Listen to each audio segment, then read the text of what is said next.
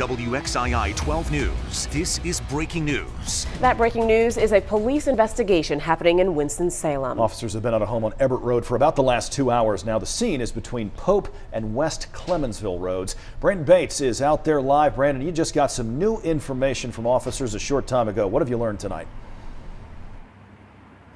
Well, the newest information that we have here on the corner of Dave Street and Everett Road is that there are 2 dead people inside of this house, currently investigating 2 deaths. Take a look. The other side of this crime scene tape is where this investigation is currently taking place. Right now, a lieutenant said they have been inside. They're now just waiting for a warrant to go in again to continue piecing this situation together.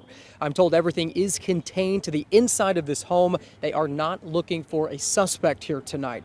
Again, 2 people are dead inside of this house as they wait for investigators, as well as a warrant to go inside of this house to try to figure out exactly what happened. I talked to a lieutenant on scene just a short while ago who says this investigation could take some time to wrap up. Reporting live in Winston-Salem, Brandon Bates, WXII 12 News.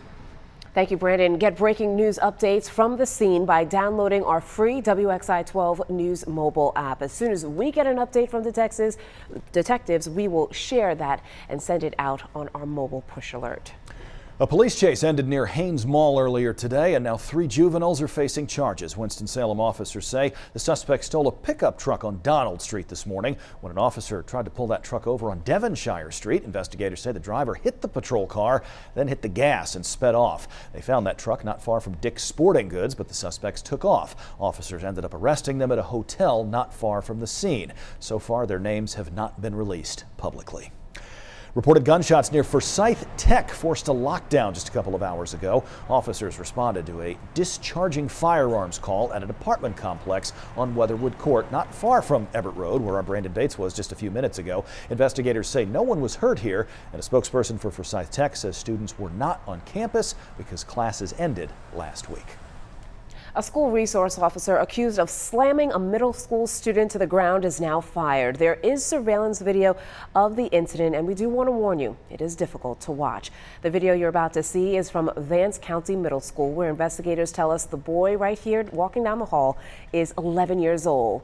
The school district superintendent responded to the video today. He says this act is, quote, unacceptable and egregious. No student should ever experience this in any way, especially not in our schools. We are better than this. This child deserves better than this. The superintendent says the district will modify its agreement with the sheriff's office. He says that they will review protocols and procedures to ensure that this never happens again.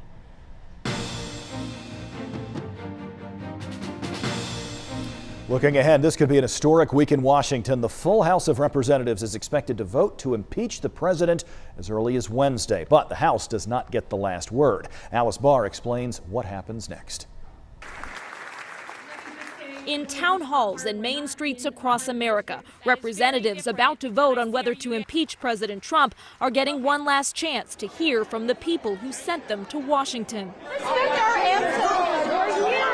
Swing state moderate Democrats like Michigan Congresswoman Elissa Slotkin facing a delicate balance. I will be voting yes. She was cheered and booed at a town hall today in announcing she would support impeachment. I feel that in my bones, and I will stick to that regardless of what it does to me politically, because this is bigger than politics.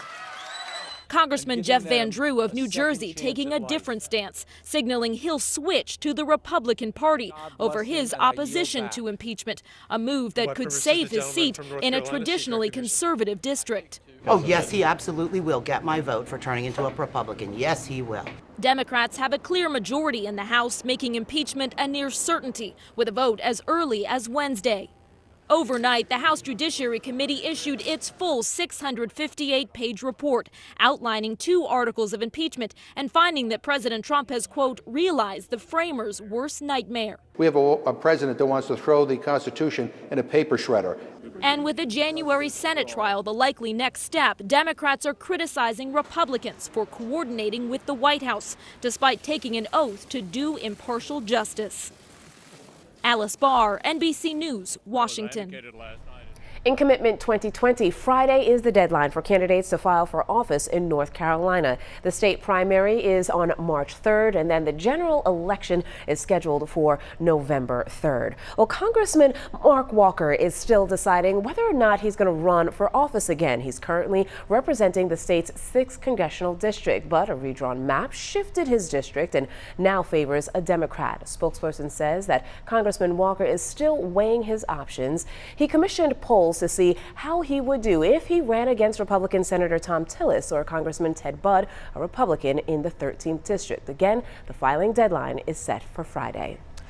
Over on the left, Democratic presidential hopeful Michael Bloomberg is opening up a campaign headquarters in Charlotte. It is his first in the state of North Carolina. That headquarters is in uptown Charlotte. About 24 staffers will be working there. Mr. Bloomberg joined the race just a few weeks ago, but says he does not regret getting in at this late hour. The next Democratic presidential debate without Michael Bloomberg is this Thursday. It's going to be happening at Loyola Marymount University in Los Angeles, California. Bloomberg is not accepting any campaign donations, which makes it impossible for him to qualify for this debate, even if his polling numbers put him in good standing. The top polling candidates, Joe Biden, Elizabeth Warren, and Bernie Sanders, all qualified for this one.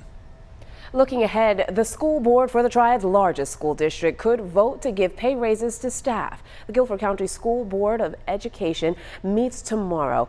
Well, next year's budget includes $1.6 million for a salary increase for non-certified staff, which includes bus drivers, office support, and technology staff. The budget also includes $3.7 million for state-mandated salary and benefit increases.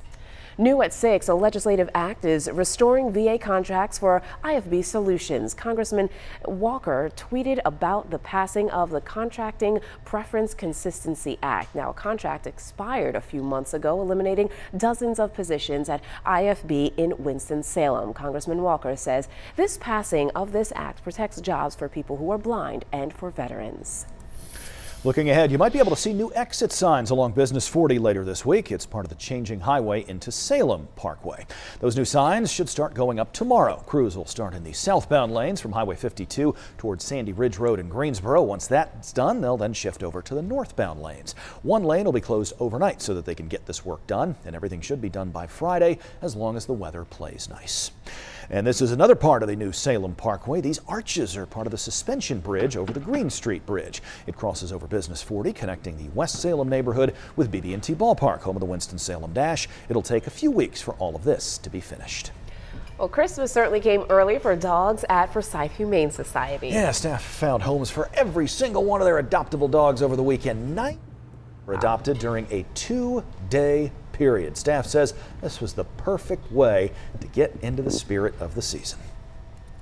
And it's wonderful timing because we can send animals home for the holidays. We made 90 families overjoyed on Friday and Saturday, made their Christmases, made their holidays, made a lot of kids happy. Forsyth Humane Society wants to thank everyone who helped to spread the word and get these dogs into their forever homes.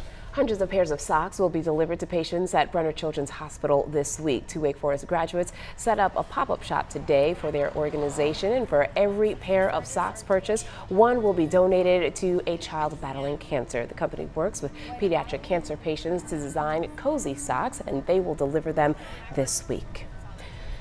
Well, moving into her own bedroom is the dream of a little girl from King. Dozens of people are actually trying to make that wish come true. Yeah, sweet story here. This is 6-year-old Braylon. She has Rett syndrome. It's a rare genetic neurological disorder that can impact a person's ability to speak, walk, eat, and even breathe. Right now, Braylon's bed and medical supplies are in the family's living room, but her nurse wants to raise enough money to convert the carport into a bedroom. She says the space will actually give Braylon room to play and even help her function better. There's a GoFundMe page set up with a goal of $12,000. You can find a link to make a donation on our website, WXII12.com.